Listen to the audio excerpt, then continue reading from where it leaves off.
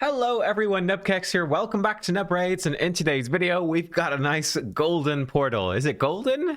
Is it yellow? Is it amber? I don't know. It's a color, but it's lit up and we're gonna pull some shards. Let's do it. We of course have the Timit the Fool champion chase tournament, which has kicked off. We've got 2x sacreds to help us get there. On average, in 2x sacreds with champion chase like this, a sacred shard gives an average value of 280 points. Basically, it's simple enough. It's 250 for for an epic and 500 for a legendary. You're getting a legendary maybe one in every 8 or 9 shards or so. So yeah, comes out at 280 points on average. You could get through this very quickly. If you get a couple of Legos back to back, you're going to fly through this. You could get very unlucky and not get any and be pretty stuck. Now, the interesting thing, we do, of course, have the Timit the Fool fragments. Interestingly enough, they've really changed this recently, and you can only get extra fragments from the fusion, something I had not realized until you guys pointed it out on the comments on my guide for this fusion video. You can only win fragments nowadays from Champion Chase Tournament and the Champion Training Tournament, which is absolutely brutal. I think the Champion Training Tournament, that's something that you could win, but I mean, even the fighting for that tends to be fairly intense. We've got a couple of players, and there's still almost 3 days left on this. A couple of players have gone over the legendary book. This guy only barely, so they could be in for a bit of a war for these fragments. I will say this champion training is interesting. It's something I might consider for my next one. That since you can get 5 fragments from coming second, that might even be enough to be able to skip a summoning event or something. It's certainly an interesting prospect. I'd say Timit's a pretty unpopular fusion, so it could be scary. Certainly winning champion chase tournaments. I mean, come on, that's something you're only going to do if you've got a lot of money, pretty much. Because yeah, you guys know, like, I've a lot of shards. We burned a lot getting the guaranteed cash. I still have 27 sacreds. But the way I get this is by not pulling stuff like crazy for random events. It's for saving as much as humanly possible. And only pulling when it really is needed. We've got 10x for Crockmar, the Devourer as well, who I do not have. Obviously, would be pretty fun to get him. We're going to be pulling 4 shards or so, and we'll see where that puts us. Maybe we'll pull 5 just for funsies. But yeah, I think I'm going to be skipping the 10 extra fragments in this one and going just for the 5. I don't need them. I should have everything else. I've done everything else. So yeah, it means I can skip these 10. We just stop with 5, and I think we're pretty okay with that. I mean, I feel like I'd either be going for this 5 here or going for the 3,000 points for the legendary book. That's about 10 or 11 sacreds, which is a lot. We can do this with maybe 4 and save sort of 6.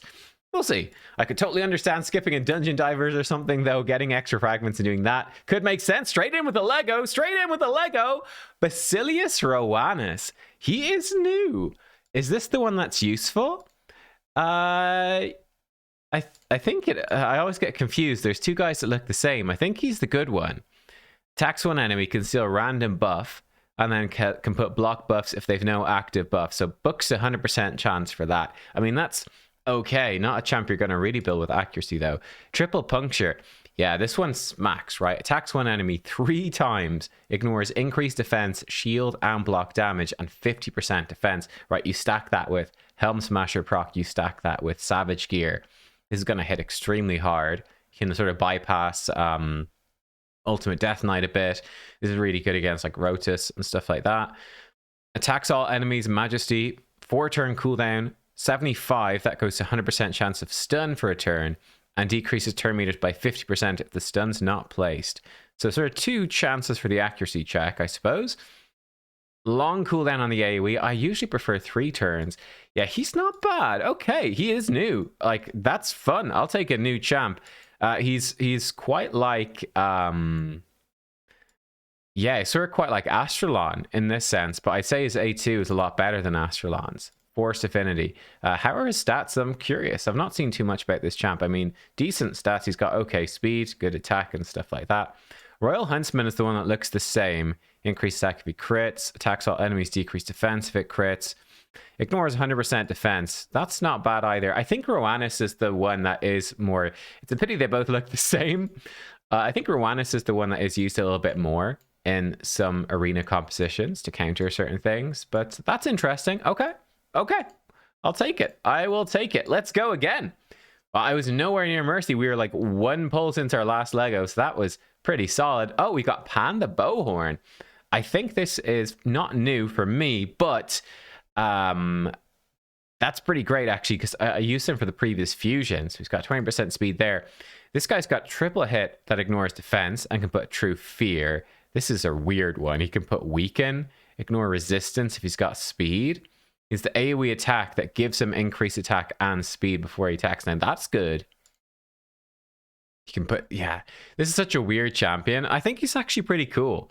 I don't know if anyone has anyone done anything with Pan the Bowhorn? I suspect they probably haven't, but I think he's quite fun, right? An AoE attack that gives increased attack and speed first is pretty nice. I think his base stats are pretty good as well. I'm curious. So we got two champs in a row that I'm pretty curious about. So this guy's not super new. I mean, there's 100 base speed. Interesting thing about increasing his speed is that does let him ignore resistance, which is kind of fun. Pity his damage doesn't scale on speed. That'd be an interesting twist. But okay, he's kind of cool. He's kind of cool. Could be okay for faction wars. There's not many nukers. There's very little increased attack in that faction, so getting your nukers to hit hard is difficult. Let's go again. What are we gonna get? Oh, I was hoping we get another gold. It didn't happen. So we're up to 1,000 points. Ultimate Galek. It's not Supreme Galek. This guy is really power crapped. He's really old. Yeah, he's not very good. Only use, really, I would say, is if you're super early game, you don't have another AoE HP burner. It's worth keeping a copy or even 2 copies of this guy for, because he's not. It's each hit has a 50% chance of HP burn, right? So you get 2 50% chances, basically 75% chance to burn every spider, let's say in the spider dungeon. 75% chances, not great. You might need 2 of these guys for some very faction-specific tournaments. If it's like you have to do spiders then with only orcs or that sort of faction, it can be quite limiting. So he's useful for that. That puts us at 1,000 points. You know what? Let's do 1 more for fun. I was planning to pull 4 anyway. Let's go. Will we get a Lego? It's 2x chances. No, not this. It's what are the chances of that? A second Pan the Bowhorn? What? Okay. Well, sure, I guess. I mean, hey, he'll help with the old faction guardians, I suppose. Getting there with the Sylvan Watchers. Get up to the 6 speed. It's not bad. With the Sylvan Epics. Bizarre. 2 Pan the Bowhorns. Okay, well, that happened, I guess. What a weird turn of events. Anyway, look, that gives me the fragments that I need. And we've got our soulstone and energy as well. Fantastic. By the way, my plan is CVC on Tuesday. Should be personal rewards, almost definitely. And I will be streaming for that. And we're going to go pretty hard. So we're going to be pulling Kaja the Rye. I didn't mention this on my channel before, but apparently, if you get Kaja the Rye and Timit the Fool, if you get both of them during the Halloween Deck of Fate and Timit's Fragment event, you'll receive a special gift containing a legendary skill tome, a rank 5 chicken, 4x50 multi-battles, 400 energy, 500,000 silver. It's not a lot of stuff for how hard it is to get both of these champs within this event, but I will have both of them within this event, so I'm going to summon them both during CVC. I think book them both during CVC, get this free stuff, and yeah, it'll be a pretty fun, I hope, CVC tournament then.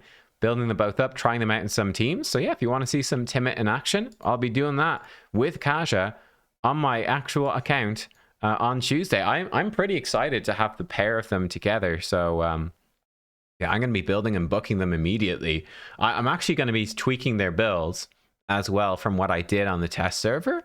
We're going to be mixing it up, and yeah, I think they're going to be actually pretty good. So I'm looking forward to it. Anyway, thank you for watching. I hope that you have enjoyed. I hope you got good luck with your own pulls. I hope you got 2 Pan the Bowhorns as well. Maybe. I'll see you all next time. Goodbye.